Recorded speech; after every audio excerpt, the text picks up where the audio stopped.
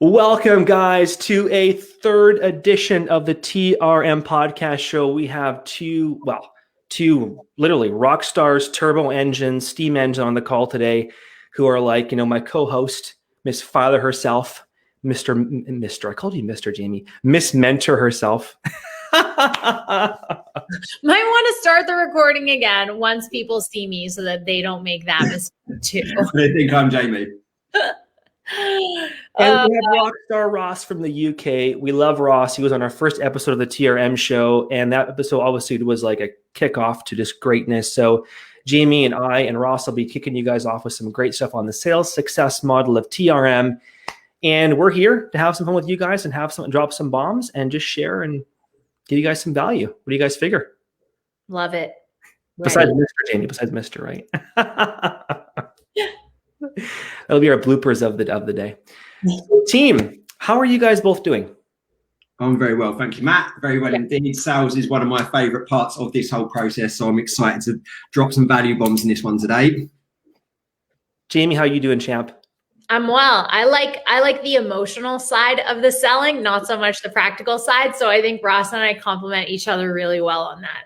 Very much so. It's going to be good, guys. I love it. So, guys, we're going to talk about the sales success model kind of in Jamie and Ross's own kind of flavor and touch.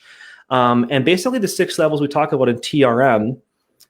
For those of you guys in TRM or not in TRM, we talk about the view of selling, the view of abilities, activities, belief in product, the values, and of course, clarity on your offer and your presentation, which become the 6 pillars. We'll kind of start there, guys, and kind of get the ball rolling because we're actually going to cover kind of 3 parts of the podcast today: knowledge drops, rapid fire, storytelling. So get the gold nuggets going.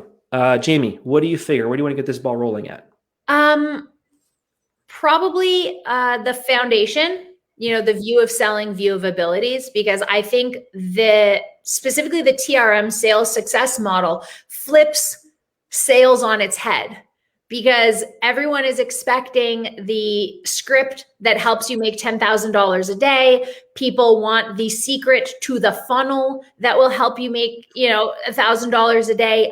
But it really starts with the individual who is setting up and who is delivering said script and said funnel. Like I said, that sets the foundation for whether you're going to be successful or not. Ross? 100%. It's the mindset you have going into whether you're going to be selling or serving people. It's a very, very different thing. If you've been into fitness for a long time, you're in the gym, all your friends are asking you, this is amazing, you should train me. But the minute you get your qualification, you put your t-shirt on, it's like, this is my job. People, their mindset switches and think they actually have to sell people. But like what Jamie was saying, the biggest thing is if you always look at it in the same way that you are just to serve people, it is just about starting conversations.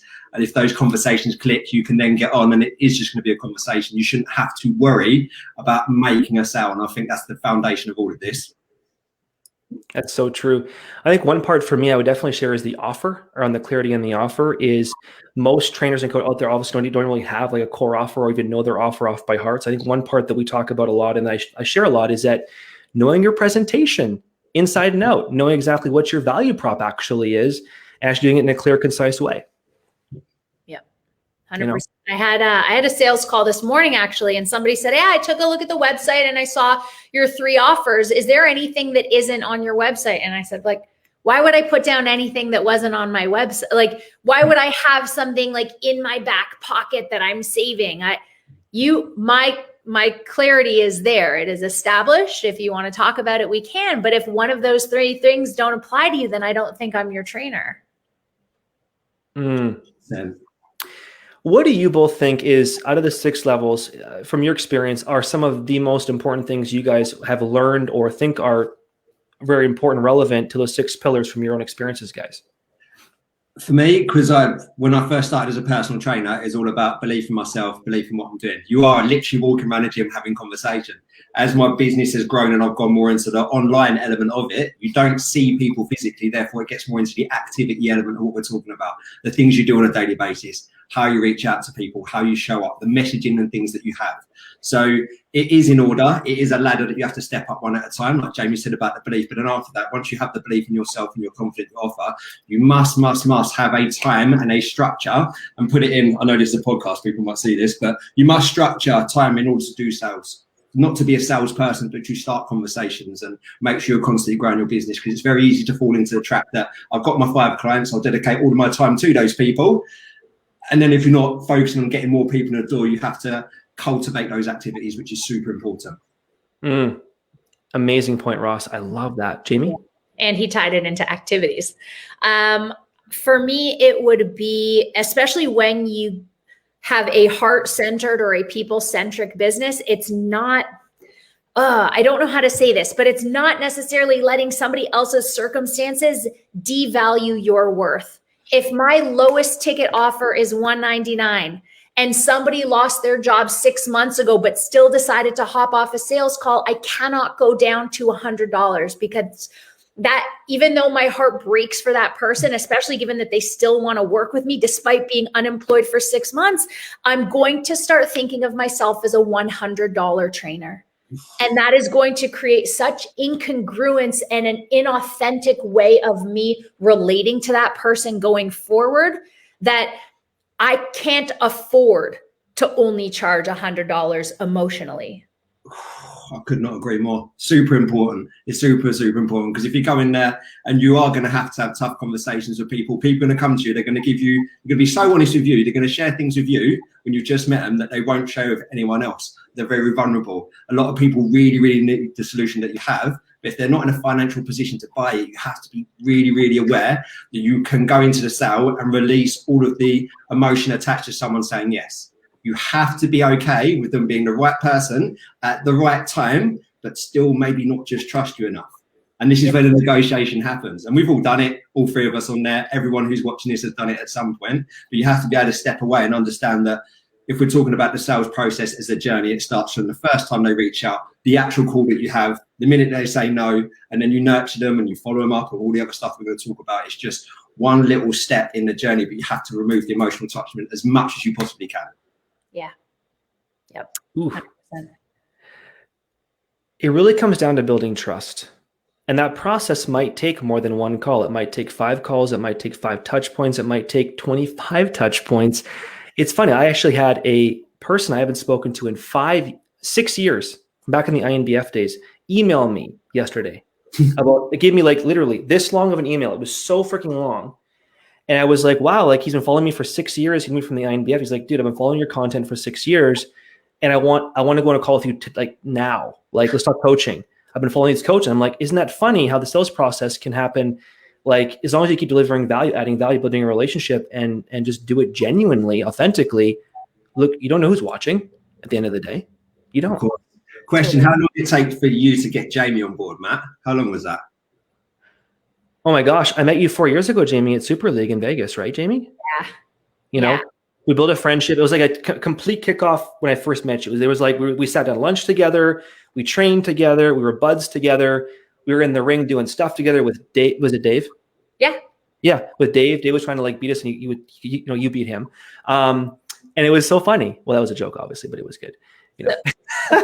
Ross, Matt actually nurtured me quite a little bit because I kept putting him off. And granted, I had a good reason. I wasn't legally allowed to work in the US. Now, could I have started earlier just learning about basic business principles? Yes, I could have, but I used that as an objection and as an excuse. And Matt was patient.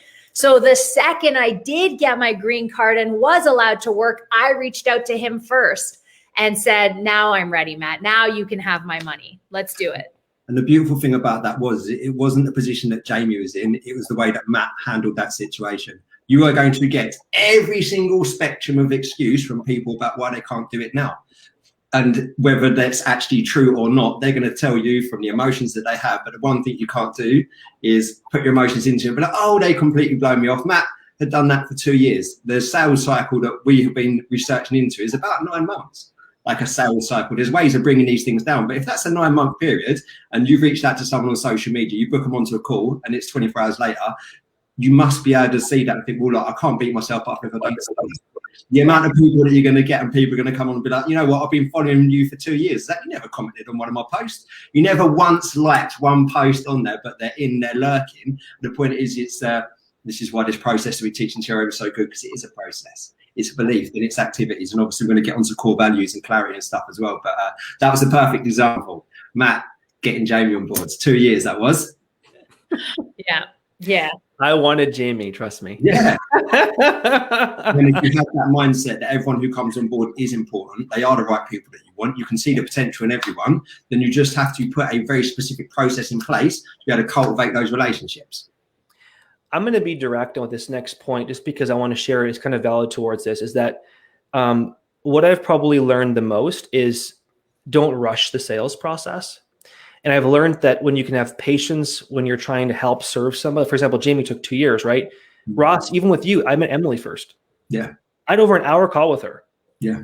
Just about nothing really, just her business, and kind of went from there. And all of a sudden she's like, I'm to Ross, my boyfriend, he's the coolest thing ever. You guys are connected. We kicked off right away, Ross. And that's kind of funny because it kind of changed roles from there. Mm-hmm. But the point I want to make here is, no, I'm going to be very direct with this process. I'm not a big believer in all these crazy closes. Okay. This is my own belief. Okay. I believe if you're genuine and you have your 7-step process and you learn and understand exactly where that person is, and you have a clean way of presenting it, and you do it in a very authentic way, and you're direct about it in a caring way. Mm-hmm. If they want to say yes, great. If not, that's fine. Maybe it'll be in a month from now or 2 months from now. I don't know. That's my belief. Maybe you guys have different beliefs, but I'm just sharing my core belief. I've tried the hardcore sales way, and I felt icky with it. It felt icky to me. I don't like that, you know? I do think there's so there have been times where I've heard, let's say, God forbid, death in the family. My grandmother passed away. Now I give it time. I'm not a shark. Like you guys both know me. I'm good at what I do, but I'm never desperate for a sale. I don't have to have a 90% closing rate. But when somebody does tell me, for example, their grandmother passed away, I'll give it a little bit of time, but then eventually I say, wait a second. Out of curiosity, why do you believe that your grandmother's passing is related to you pursuing personal training and working on your fitness and health? I understand the emotional attachment you had to the family member, but can you explain to me how it is you find yourself unable to train as a result of the passing? Yep. There's a sensitive way to go about it without making yourself or them feel icky, right? 100%. Mine, I've been on a bit of a journey with this, as you know, in the way that how we package it up and effectively. You're going to have a different approach depending on how much you charge people to a degree. All things being relative, selling something for $1 is easier than selling something for $100. In the same way, selling something for $400 is easier than selling something for $4,000. But the premise is always the same. And as we've ramped up our business and being more niche, and this is going to be relevant to where you are with your business. But I know that if I've got someone on a call, I've spoken to them for 15 minutes, right, you're the right person. I then talk to them for an hour, they are pouring their heart out. I know, I can see deep down in their heart, they really want to do it. But they have a barrier in their head, which is financial. When I know the things that they're dealing with, it is not a life-changing amount of money for something that has been a problem for them for maybe 15 years of their life. At this point, in a very empathetic way, I will challenge people on it. I will. But in exactly the way that you said, Matt, as well, there's ways of doing it. Like Jamie's mentioned, there's ways of doing it. Like, do not read a Grant Cardone book and have like your 10 options of like closing people, because it doesn't work like that.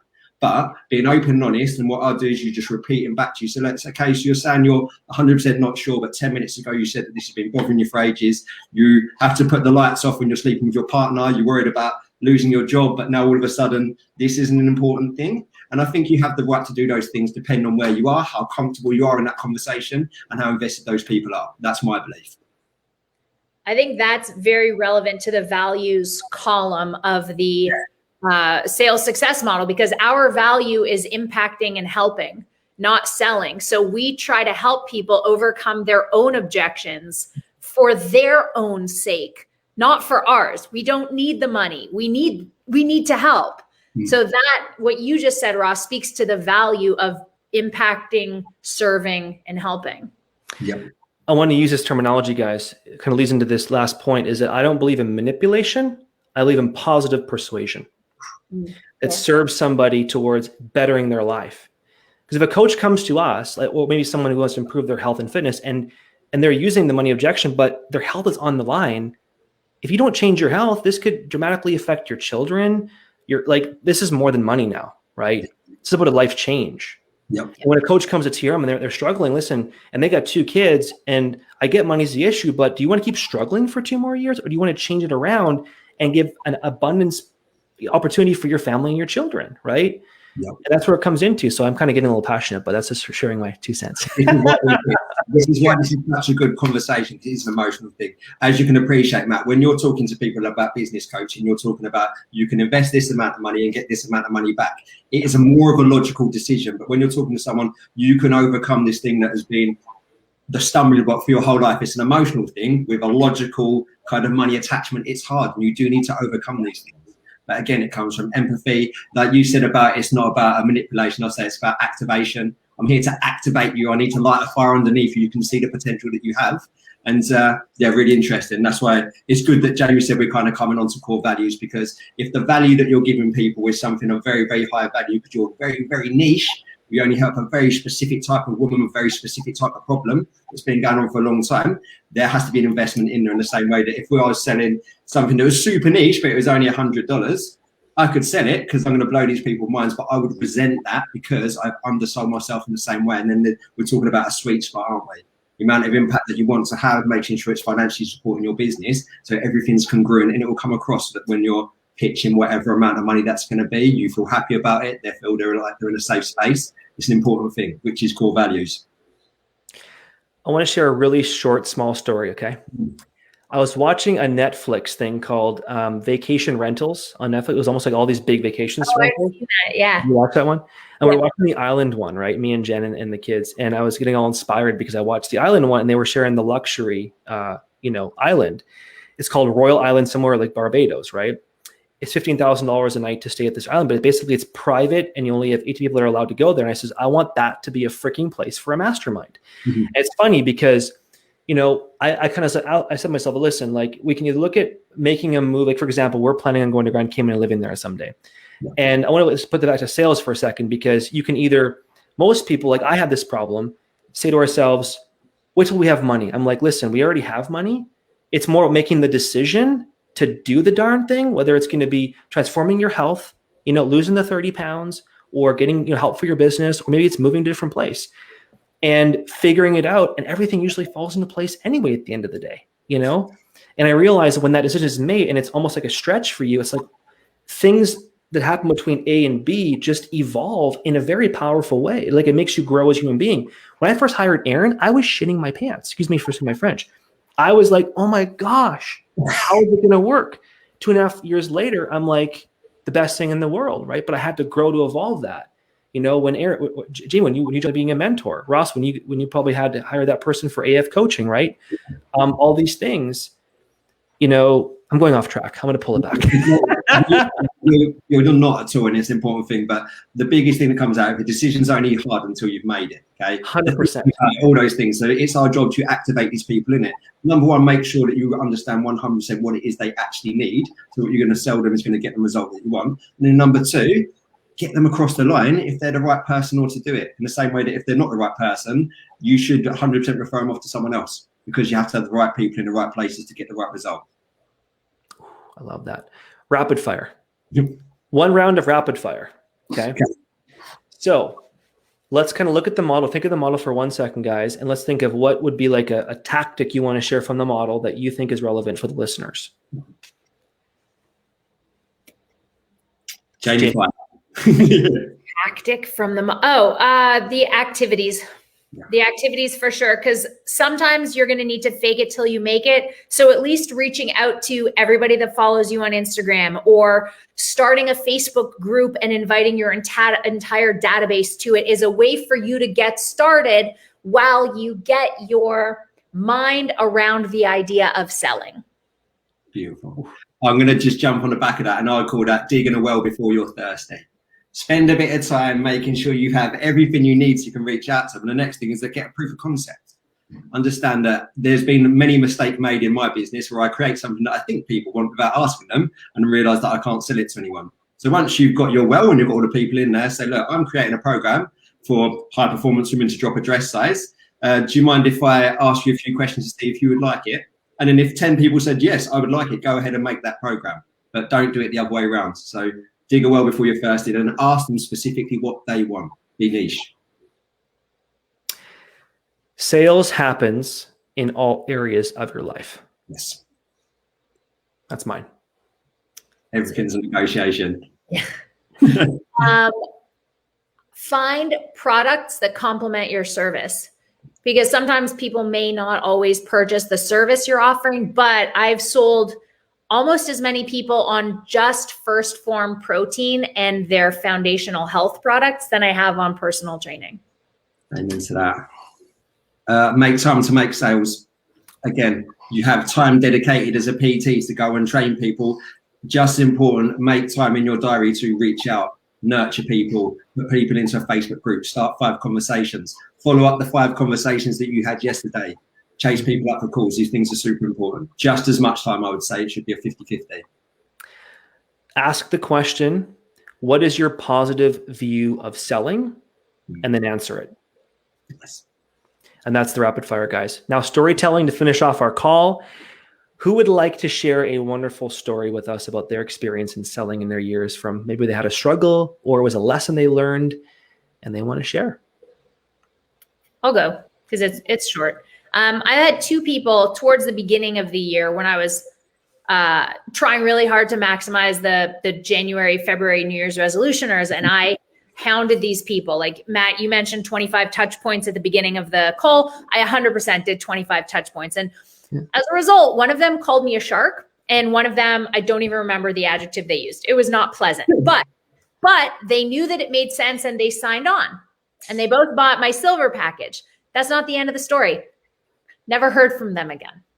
Yeah. I tried so hard and I gave them a negative view of selling that they bought the service just to get me off their back, which to an extent, I'm glad you mentioned Grant Cardone. I feel like a lot of people do that with his products and services. They just don't want to be hounded anymore. He makes a great point. He closes like a champ, but they never use it.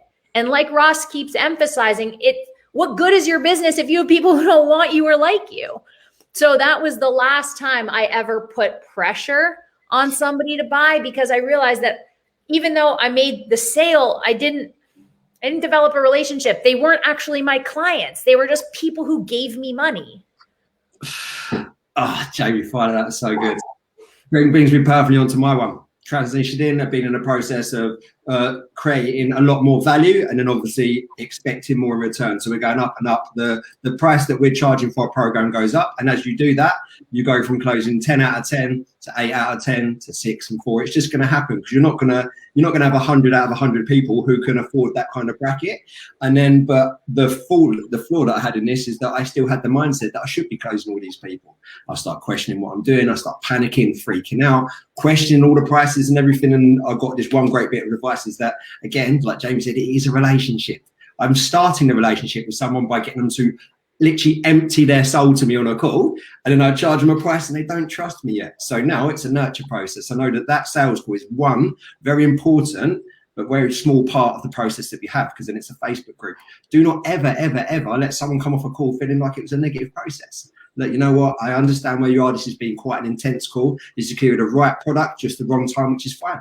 Not a problem. We've got a Facebook group. It's epic. We're going to get you in there, loads of ladies, and we've got free videos. And then what happens is 2-3 months later, they can put their hand up. And then when you get them on that second call, it's not going to be an hour. It's not going to be tears and emotion. They're going to be like, I'm ready then. Bang, it's done. So that's the biggest lesson. It doesn't matter where you are in your process, how much money you're charging people. Sales call is one part of it. You must nurture people after. That's 80% of the effort. That's literally my story is very similar to Ross's actually. Is when we first started, actually before TRM, I was doing one-on-one coaching, and I was so focused on just selling them and getting them on the sale. And I wasn't working enough on the nurturing part. And that really affected clients, because when I was putting my energy into Super League, I lost half of my clients. I went from like all these clients to like half of the clients. Some were like pissed off at me because it's my fault, right? And I realized now coming into TRM like 3 years ago, we've just like all these things I've learned through sales and process comes into relationship building and authenticity in the delivery of having that sales conversation. So I changed the name from, I believe sales call should be called a relationship call. Yeah. So there's mine. Yep. Starting relationships the whole way. Yeah. Well, team, amazing podcast. You guys are a freaking hoot to have a podcast with. My goodness, great. And by the way, guys, those you know, guys, Ross actually is from the UK. Jimmy is from Tampa. I'm from Montreal. Well, not from Montreal. No, we're in 3 different countries, which kind of is cool for a podcast today, right? Thank God for technology. Yeah. So, guys, thanks again. Appreciate you both. If you guys are listening or watching, share this. Go on your social media, share it away. We love sharing you guys. Tag us in our post, mindset_Matt, Jamie91. Ross, you were never on social. We're not going to actually add your name in there at all because you never watch. Nice. So we're going to leave you out of the picture. You do. I love it. So we'll see you, Ross, on a future episode, buddy. As always, in the near future, guys. Thank you again. Wishing you guys all well. Thank you for having me, mate. Appreciate you. Take care, guys.